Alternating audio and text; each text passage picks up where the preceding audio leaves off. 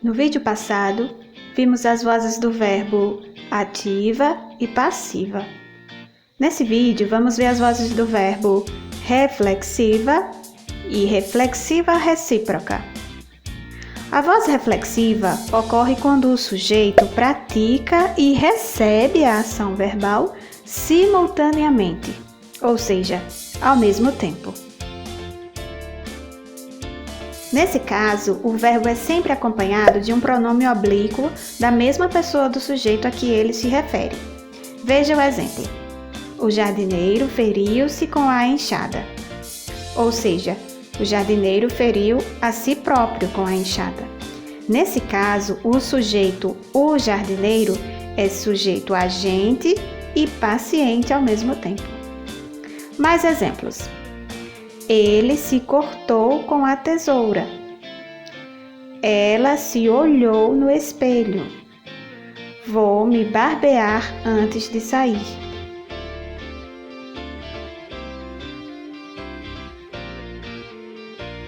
Uma dica: para comprovar a existência da voz reflexiva, troque os pronomes oblíquos reflexivos pelas expressões a mim mesmo, a ti mesmo, a si mesmo, a nós mesmos ou a vós mesmos.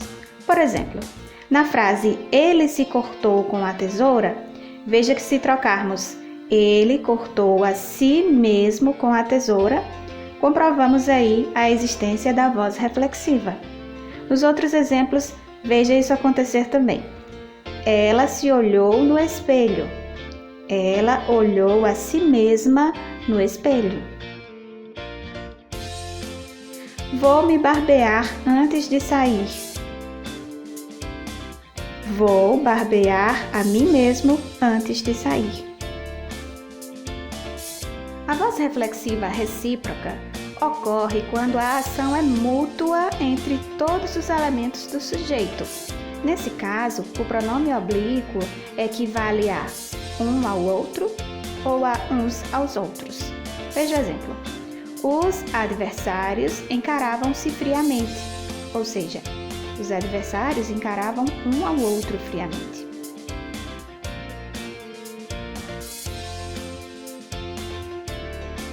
Resumo. Vozes do verbo. Voz ativa. O sujeito é agente da ação expressa pelo verbo. Voz passiva. O sujeito é paciente da ação expressa pelo verbo. Voz reflexiva. O sujeito é agente e paciente simultaneamente. Voz reflexiva recíproca. Quando a ação é mútua entre os elementos do sujeito. É importante não esquecer que a voz passiva pode se apresentar de duas maneiras diferentes.